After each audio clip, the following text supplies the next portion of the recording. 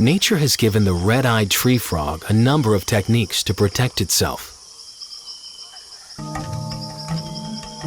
First, it's vibrantly colored to fool predators into thinking it's a poisonous frog.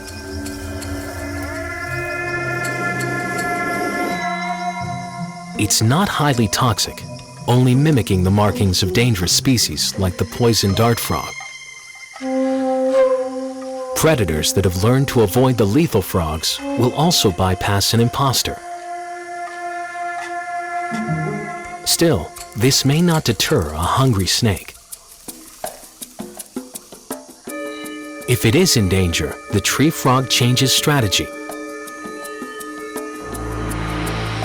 By opening its bright red eyes and showing its bright blue sides, it can confuse an adversary for a split second,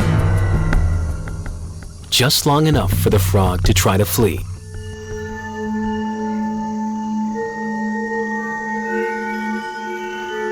And for a final trick, a cloak of invisibility